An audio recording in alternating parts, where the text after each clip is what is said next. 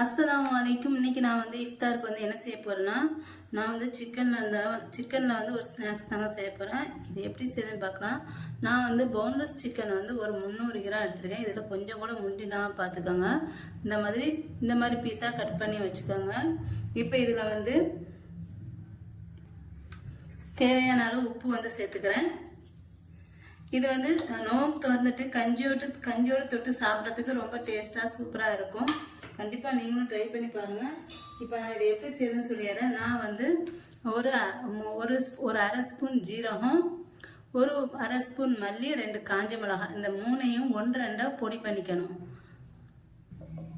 இதில் வந்து இந்த பொடி பண்ணதை வந்து இதை வந்து நான் போட்டுக்கிறேன். காஞ்ச மிளகாய், ஜீரகம், மல்லி, இந்த 3 1-2 உடச்சி அதை சேர்த்துக்கிறேன். அடுத்து இதில் வந்து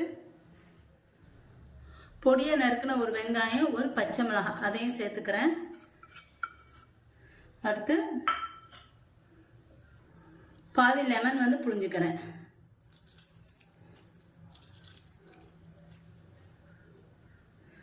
அடுத்து 1 ஸ்பூன் மிளகாத்தூள்,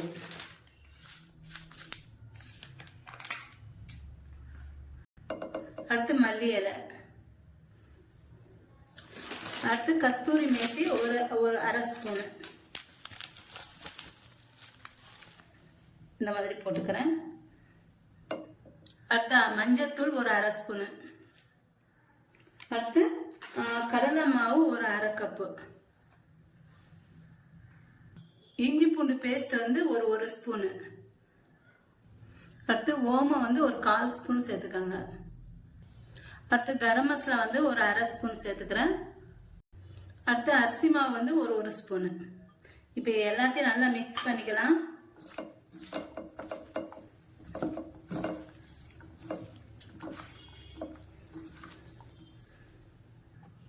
இப்போ இது பாருங்க, இது நல்லா மிக்ஸ் பண்ணிட்டேன். இது வந்து நான் ஒரு 5 நிமிஷம் வச்சிடுறேன். வச்சுட்டு இதை வந்து பொரிச்சு எடுத்துடலாம். இப்போ நான் வந்து எண்ணெய் நல்லா ஒரு பேனில் ஊற்றிருக்கேன். இதுக்கு சூடானதுக்கப்புறம் இதை வந்து இந்த சிக்கன் வந்து இந்த மாதிரி எடுத்து போட்டுக்கணும். ஒன்று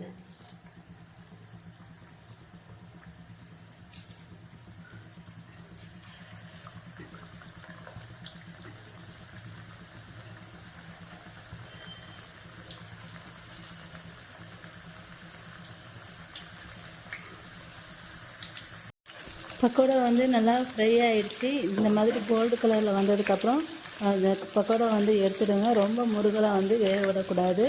இப்போ இதை வந்து எடுத்துடலாம்.